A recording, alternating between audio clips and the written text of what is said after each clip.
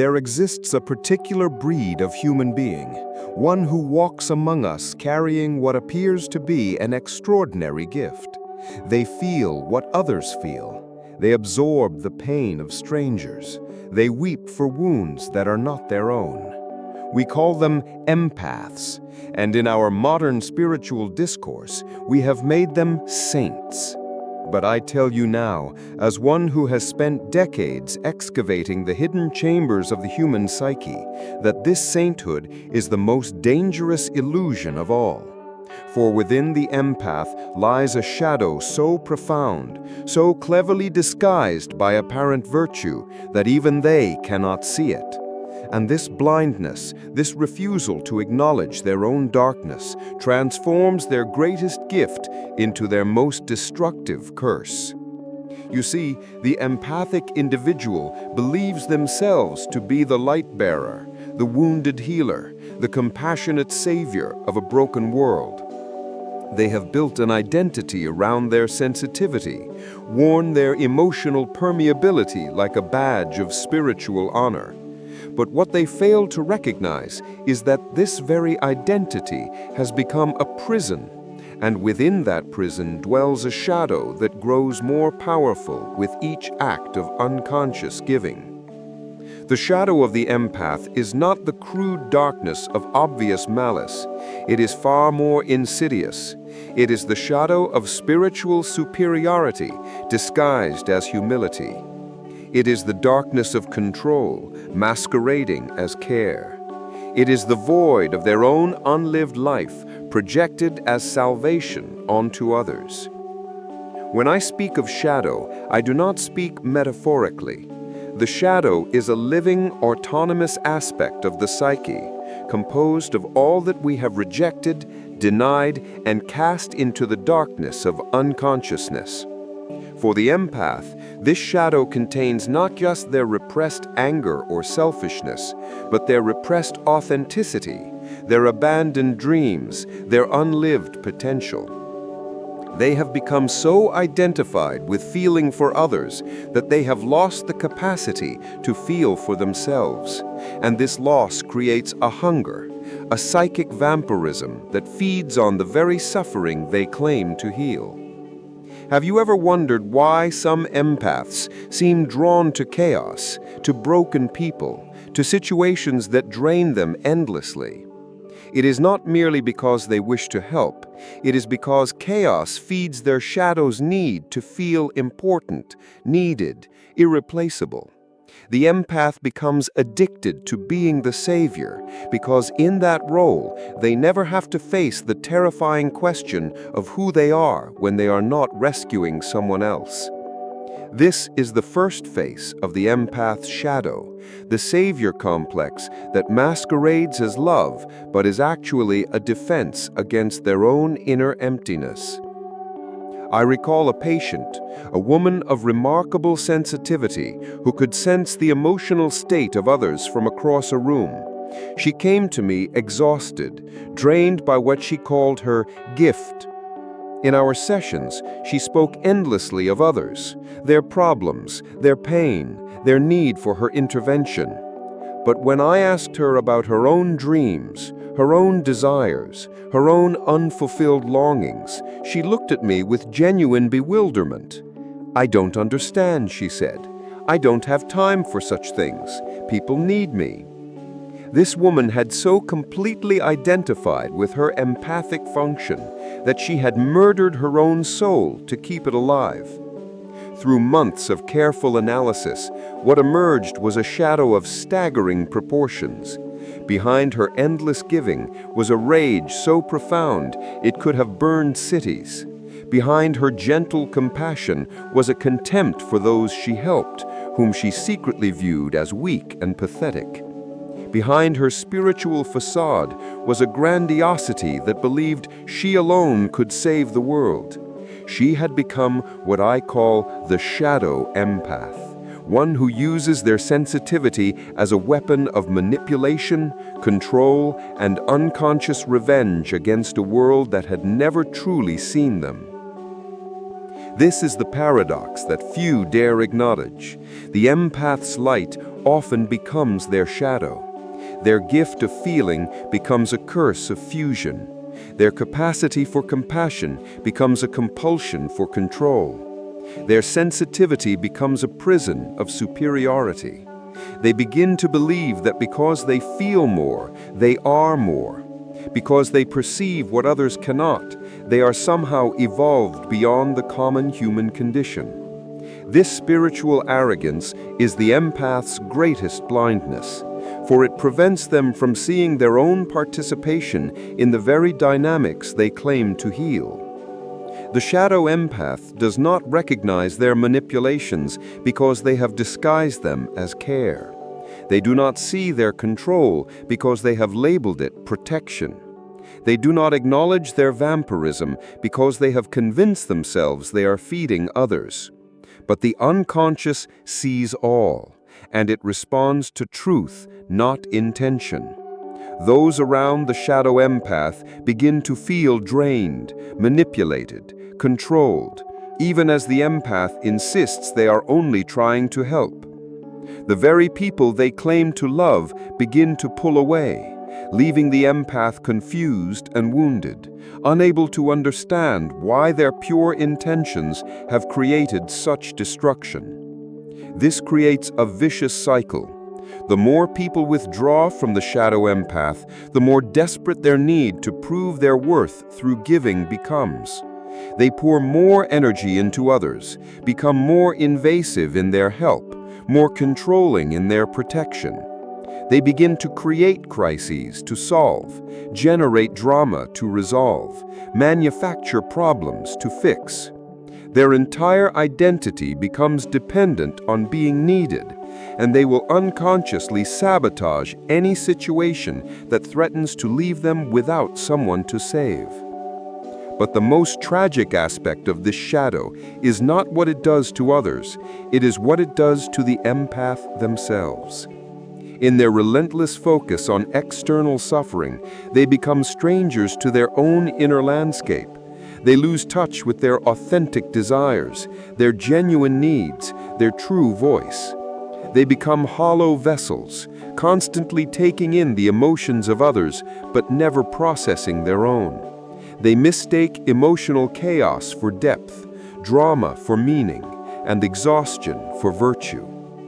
The empath who has fallen into their shadow often suffers from what I call psychic diabetes, an inability to properly metabolize the emotional energy they consume. They gorge themselves on others' feelings but starve their own soul. They become bloated with foreign emotions while their authentic self withers away. And like the diabetic who craves sugar even as it poisons them, the shadow empath becomes addicted to the very emotional intensity that is destroying their capacity for genuine intimacy. I have observed this pattern countless times in my practice. The empath arrives speaking of their burden, their sensitivity, their overwhelming feelings. But as we dig deeper, what emerges is not too much feeling, but too little authentic feeling. They have confused absorption with empathy, fusion with love, codependency with compassion. They feel everything except what is actually theirs to feel. They weep for the world, but cannot cry for themselves. They rage against injustice, but cannot acknowledge their own anger. They sacrifice endlessly, but cannot admit their own needs. This is the second face of the empath's shadow, the martyr complex that transforms suffering into a perverse form of power. The shadow empath learns to wield their pain as a weapon, their victimhood as a currency, their sacrifice as a form of manipulation. They become what I call emotional terrorists, holding others hostage with their endless giving, their tireless caring, their relentless availability. "Look how much I suffer for you," their shadow whispers. "Look how much I give. How dare you not appreciate me? How dare you not need me?" But perhaps the most insidious aspect of the empath's shadow is its capacity for projection. Unable to acknowledge their own darkness, the shadow empath projects it onto the world around them. They see manipulation in others while blind to their own. They sense control in relationships while unconscious of their need to control. They become hyper-vigilant to the shadows of others while completely unconscious of their own.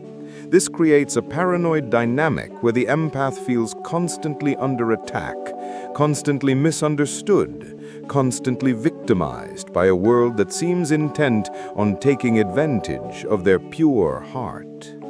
This projection serves a dual purpose.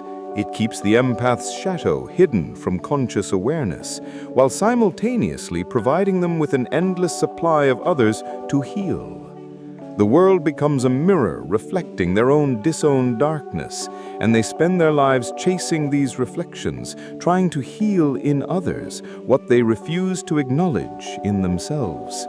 They become professional fixers, compulsive rescuers, addicted to the drama of other people's dysfunction, because it distracts them from confronting their own. I once treated a man who had built his entire career around helping trauma victims. Noble work, one might think. But as our analysis deepened, what emerged was a shadow of staggering proportions.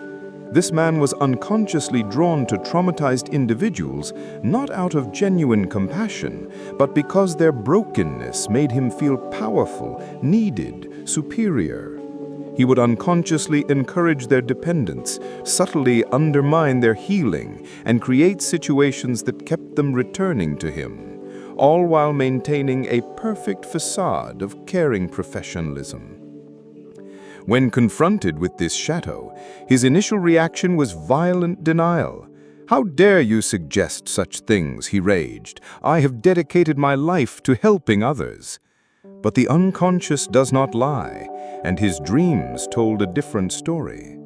He dreamed repeatedly of being a spider at the center of a vast web, with broken souls trapped in his threads. He dreamed of feeding on their pain, growing stronger as they grew weaker. These were not symbolic dreams, they were literal representations of his psychic reality. This man's journey toward wholeness required him to face the terrifying truth that his entire identity was built upon a lie. He was not the healer he believed himself to be. He was a wounded predator, using his empathic abilities to feed his own psychological needs. Only by acknowledging this shadow, by owning his capacity for manipulation and control, could he begin the real work of transformation. Only by admitting his addiction to being needed could he learn to offer genuine help without the hidden hooks of ego involvement. This brings us to the third face of the empath's shadow, the false prophet complex. The shadow empath begins to believe that their emotional intensity grants them special insight into the nature of reality.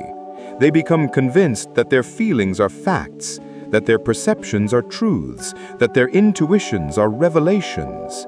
They start to see themselves as spiritually advanced, psychically gifted, cosmically chosen to bear the suffering of the world. This grandiosity is intoxicating, and it serves to mask the profound emptiness at the core of their being. The false prophet empath begins to gather followers, people drawn to their apparent wisdom and insight. But what these followers don't realize is that they are not receiving genuine teaching. They are being fed the empath's own unprocessed shadow material disguised as spiritual truth. The empath projects their own wounds onto cosmic principles, their own traumas onto universal laws, their own dysfunction onto divine purpose. They become what I call wounded teachers, spreading their pathology in the guise of healing.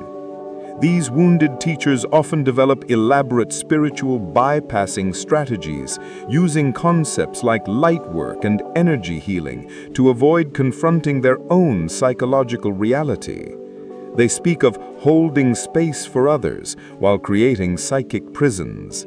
They talk of unconditional love while secretly keeping score of every act of giving. They preach surrender while desperately trying to control every outcome. Their teachings become elaborate defenses against their own shadow, and their students become unwitting participants in their unconscious drama. But the shadow empath's greatest tragedy is not the damage they cause to others, it is the murder of their own authenticity. In their desperate attempt to be the light, they have killed the very darkness that would make them whole. They have amputated their shadow and called it enlightenment. They have lobotomized their complexity and labeled it purity. They have become caricatures of human beings, one-dimensional figures in a play they don't realize they're performing. True empathy, authentic compassion, genuine healing, these can only emerge from wholeness, not from the fragmented remains of a psyche that has rejected half of itself. The empath who has not integrated their shadow is like a doctor who has never been sick, a therapist who has never faced their own demons, a teacher who has never been a student. They offer counterfeit wisdom, false healing, pseudo-love. They are actors playing the role of healers, and they have been performing for so long they have forgotten it is only a performance. The path to authentic empathy requires what I call the dark night of the empath's soul, a descent into their own underworld where they must face the very qualities they have spent their lives denying. They must acknowledge their capacity for cruelty disguised as care. They must admit their need to control disguised as protection. They must own their hunger for power disguised as service. They must embrace their selfishness, disguised as selflessness. This descent is terrifying because it shatters the empath's carefully constructed identity. They must die to their image of themselves as the pure-hearted healer and be reborn as a complex human being capable of both light and shadow, both healing and harm. They must learn to love their darkness not because it is good, but because it is theirs. They must integrate their shadow not to become evil, but to become whole. Only when the empath has faced their own capacity for manipulation can they offer help without hidden agendas. Only when they have acknowledged their own need for power can they serve without controlling. Only when they have embraced their own darkness can they shine authentic light. The integrated empath becomes truly helpful, not because they have transcended their shadow, but because they have made friends with it. I recall the conclusion of my work with the woman I mentioned earlier, the one who'd built her identity around endless giving. The breakthrough came when she finally allowed herself to feel her own rage, not the righteous anger she felt on behalf of others, but the primitive fury at having been ignored, neglected, unseen throughout her life. When she stopped trying to heal the world and started grieving her own unlived life, something miraculous happened. Her compulsive giving transformed into genuine choice. Her invasive caring became respectful presence. Her manipulative helping became authentic service. She learned to ask herself a simple question before offering help. Am I doing this for them or for me? If the answer was honest, she could often see that her motivation was mixed. Part genuine care, part ego need, part shadow projection. This awareness didn't stop her from helping, but it changed the quality of her help.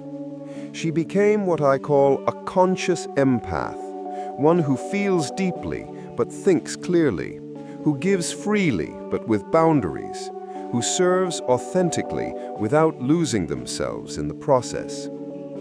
The conscious empath understands that their sensitivity is not a burden to bear, but a tool to be wielded skillfully. They know that feeling everything does not mean they must fix everything. They recognize that their empathic abilities are meant to serve their own individuation first and only secondarily to benefit others. They have learned the difference between empathy and enmeshment, between compassion and codependency, between helping and enabling. Most importantly, the conscious empath has made peace with their own complexity. They no longer need to be the good one in every situation. They can be difficult when difficulty is called for, selfish when self-preservation is needed, even cruel when cruelty serves a higher purpose. They have embraced what I call conscious shadow, the deliberate and aware use of their darker qualities in service of truth and growth.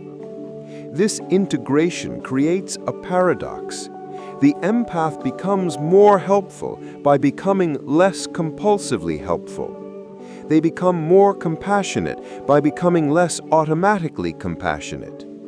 They become more loving by becoming more discriminating in their love.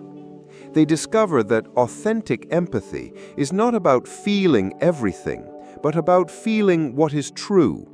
Not about saving everyone, but about serving what wants to be born. The world does not need more unconscious empaths pouring their unprocessed shadows into the collective wound. It needs conscious empaths who have done their own work, faced their own demons, integrated their own darkness. It needs empaths who can feel without falling, care without controlling, help without hooking. It needs empaths who understand that their greatest gift to the world is not their endless giving, but their hard-won wholeness. If you recognize yourself in these words, if you see your own shadow lurking behind your empathic facade, do not despair. Recognition is the first step toward integration. The very fact that you can see your shadow means it is ready to be embraced. The path forward is not to reject your empathic nature, but to mature it. Not to stop feeling, but to feel more consciously. Not to cease helping, but to help more authentically. This work is not comfortable. It requires you to question every motivation, examine every impulse, challenge every assumption about your own goodness. It demands that you face the possibility that much of what you have called love was actually need. Much of what you have called service was actually control. Much of what you have called empathy was actually projection. But on the other side of this confrontation lies freedom. The freedom to be genuinely helpful rather than compulsively helpful. Authentically caring rather than performatively caring. Truly empathic rather than shadowly empathic. The integrated empath becomes a force of genuine transformation in the world, not because they are perfect, but because they are whole. They carry both light and shadow consciously, wielding each as the situation demands.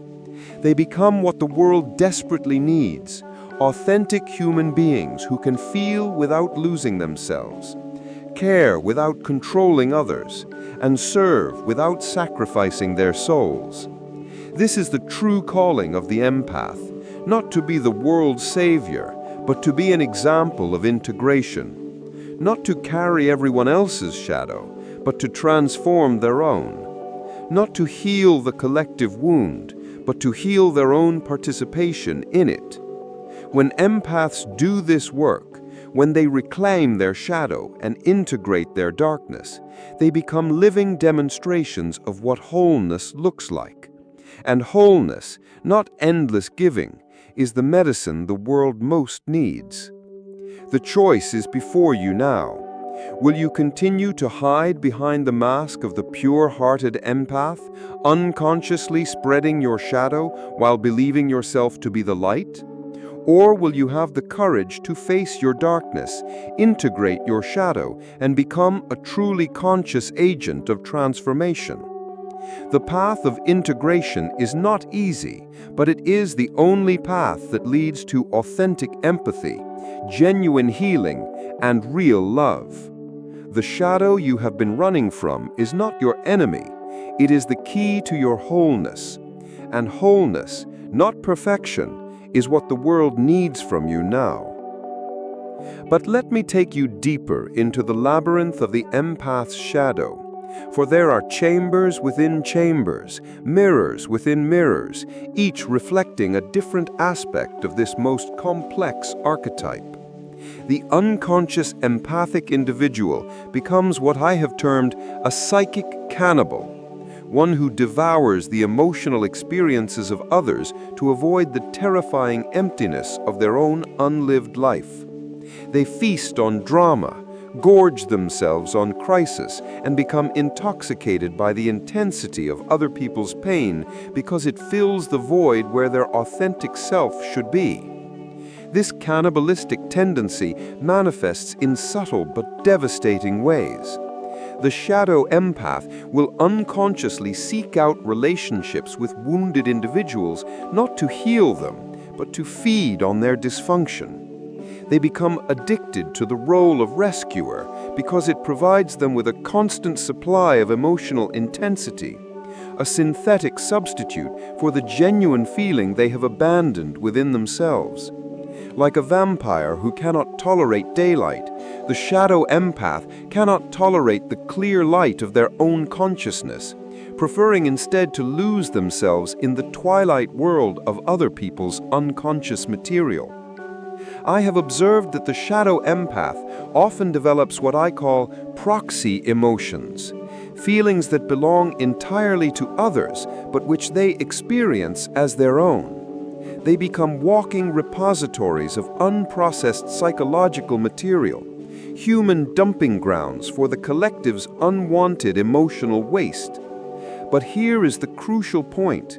They mistake this contamination for sensitivity, this invasion for gift, this possession for empathy. They become proud of their ability to feel everything without recognizing that authentic feeling requires discrimination, boundaries, and the capacity to distinguish between self and other. The tragedy deepens when we recognize that the shadow empath's compulsive helping often prevents genuine healing in others.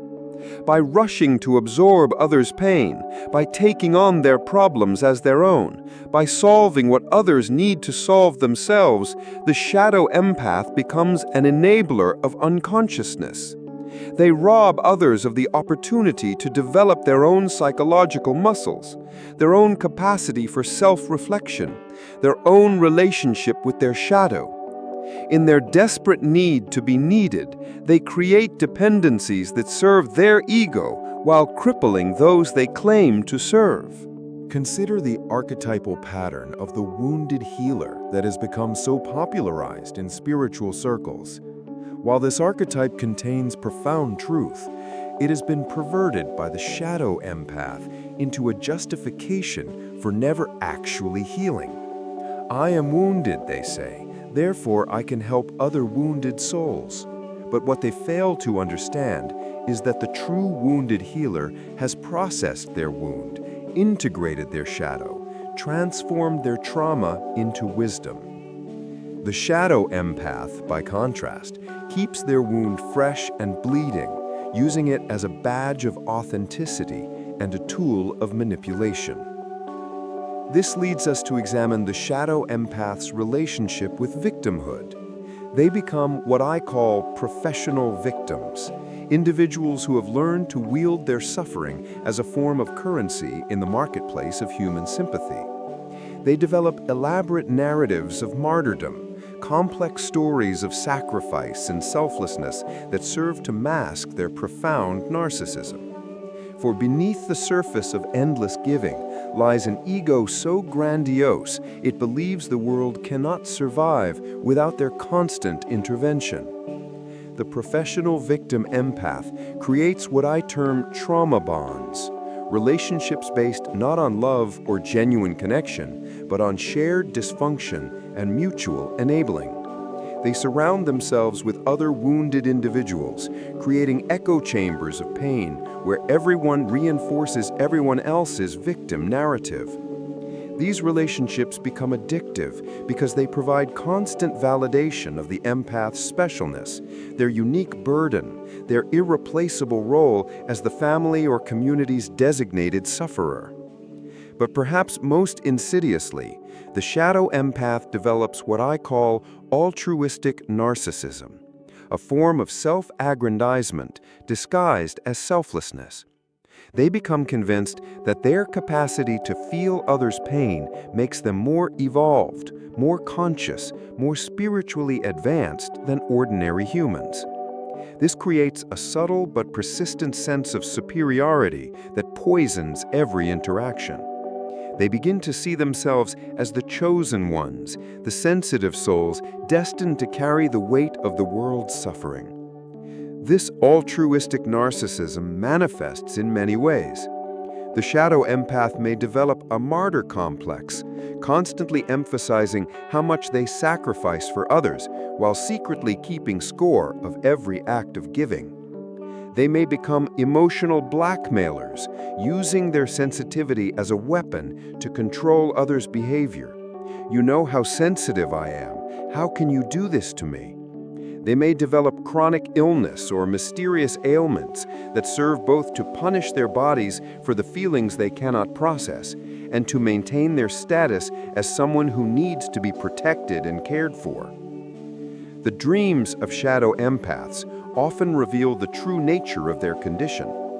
I recall one patient who brought me a recurring dream in which she was a giant sponge in the middle of an ocean, absorbing all the water until she became so heavy she began to sink. Around her, sea creatures swam away as the ocean level dropped, leaving them gasping for air.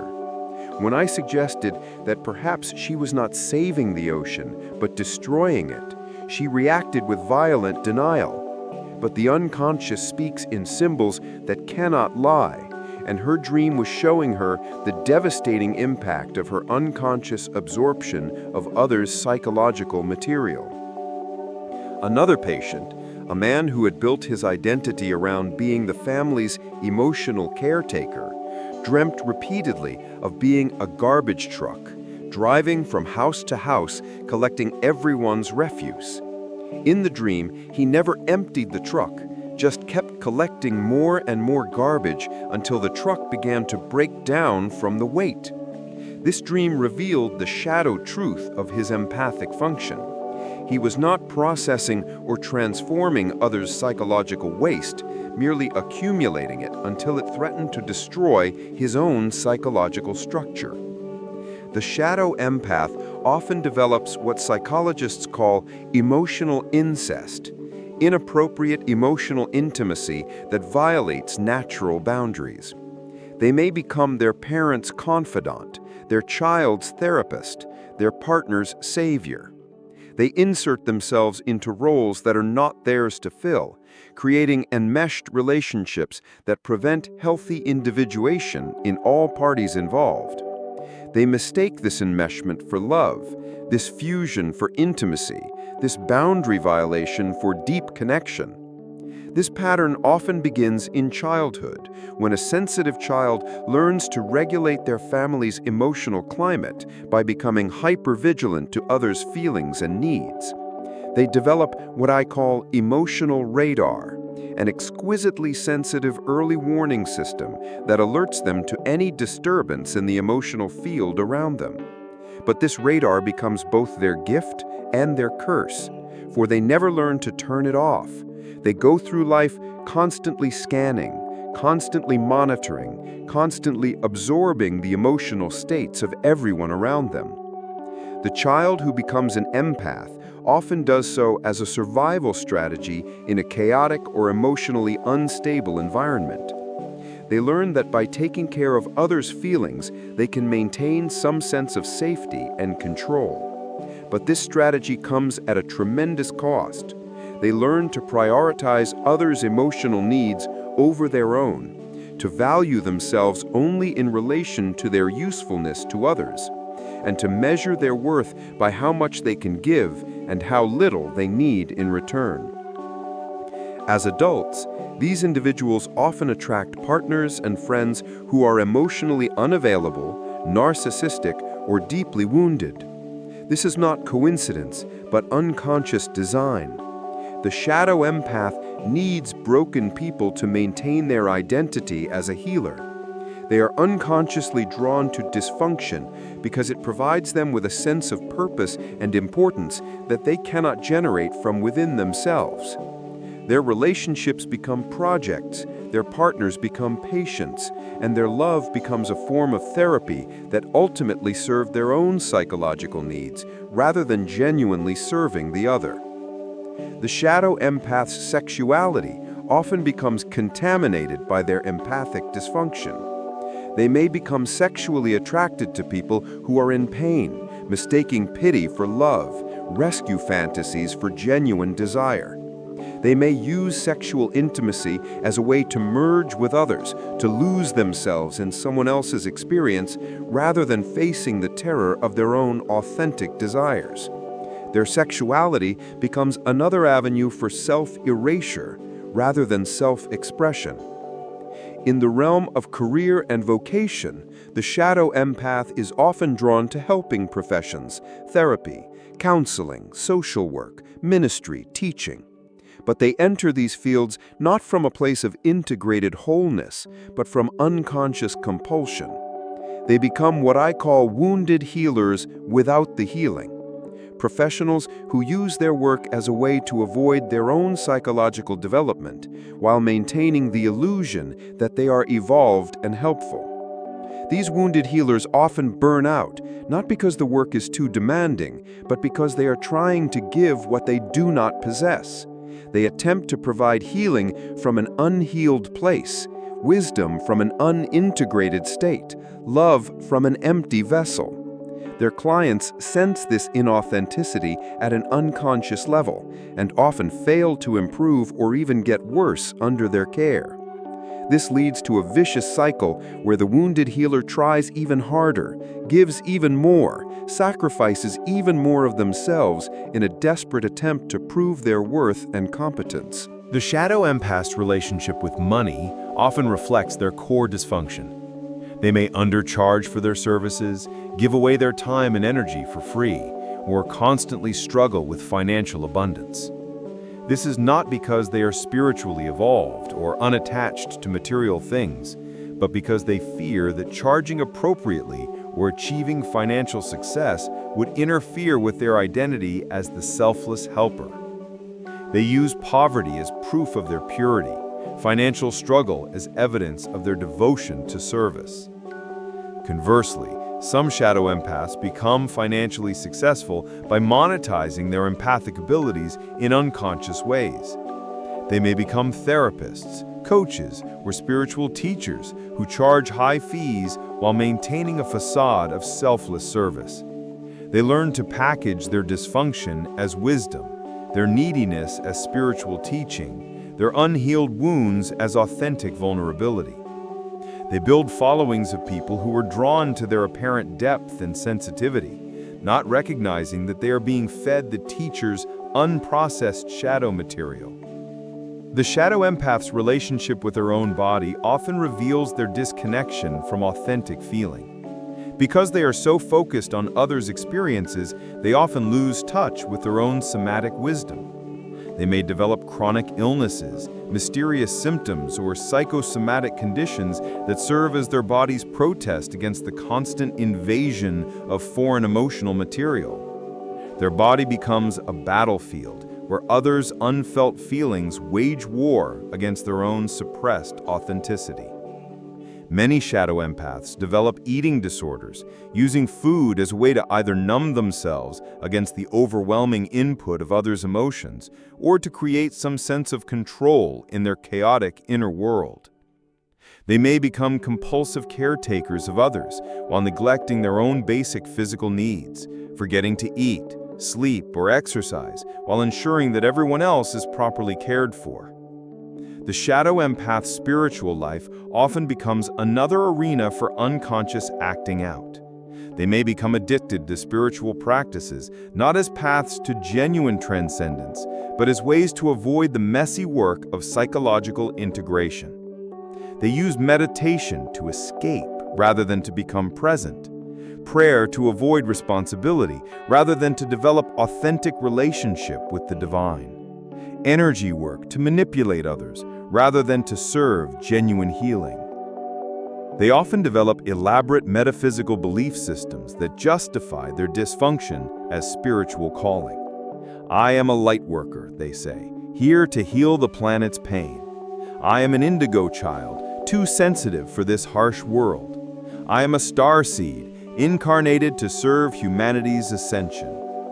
While these beliefs may contain kernels of truth, in the mouth of the shadow empath, they become sophisticated forms of spiritual bypassing, ways to avoid the difficult work of human psychological development by claiming to be beyond such mundane concerns.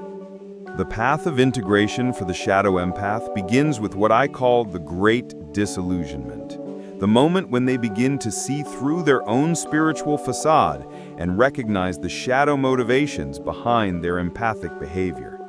This is a devastating awakening because it shatters their carefully constructed identity as the pure-hearted helper. They must face the terrifying possibility that much of what they have called love was actually need. Much of what they have called service was actually manipulation. Much of what they have called empathy was actually projection. This disillusionment often precipitates what mystics have called the dark night of the soul, a period of profound spiritual crisis where all previous beliefs and identities are called into question. The shadow empath may experience this as depression, anxiety, existential despair, or a complete loss of meaning and purpose. They may feel as though their entire life has been a lie, that they have been living in a house of cards that has suddenly collapsed. But this dark night is not punishment. It is preparation. It is the psyche's way of stripping away all the false identities and dysfunctional patterns that have prevented authentic development. The shadow empath must descend into their own underworld, must face their own demons, must acknowledge their own capacity for manipulation, control, and even cruelty. They must die to their image of themselves as the always helpful, endless giving, purely motivated helper. This descent requires tremendous courage because it means facing aspects of themselves that they have spent their entire lives denying. They must admit their rage, not the righteous anger they feel on behalf of others, but their own personal fury at having been unseen, unheard, unappreciated.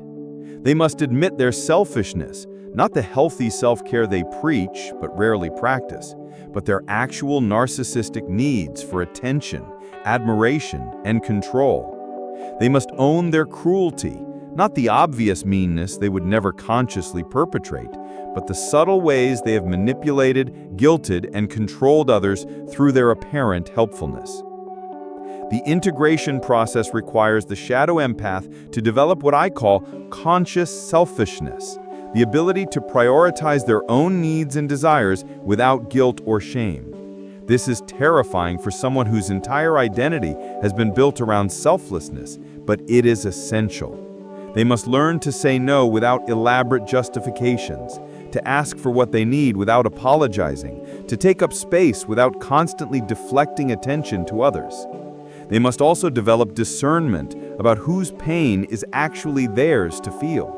This requires learning to distinguish between empathy and absorption, between compassion and fusion, between helping and enabling. They must practice what I call empathic hygiene, regular practices of clearing foreign emotional material from their system, of returning to their own center, of remembering who they are when they are not taking care of someone else.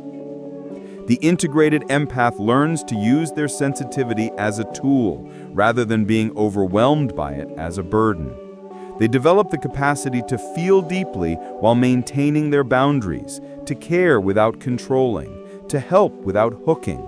They become what I call spiritually mature empaths, individuals who have transformed their woundedness into wisdom, their neediness into genuine service, their unconscious absorption into conscious witnessing.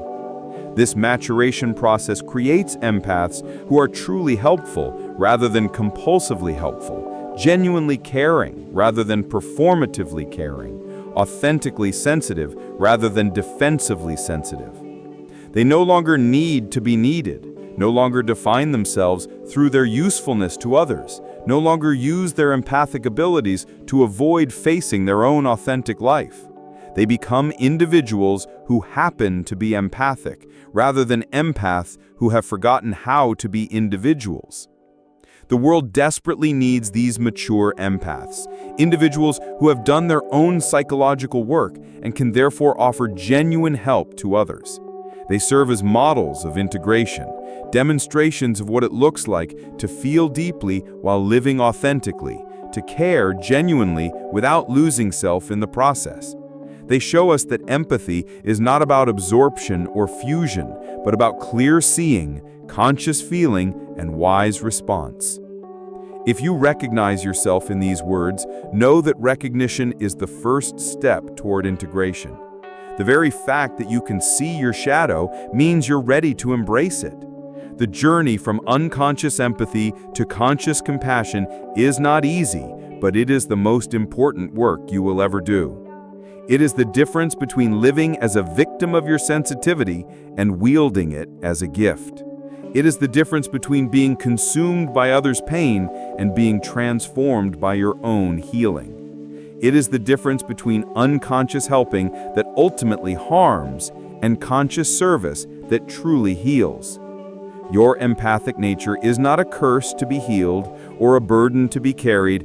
It is a gift to be refined, a tool to be mastered, a calling to be fulfilled. But only when you have integrated your shadow, owned your darkness, and embraced your full humanity can this gift serve its highest purpose.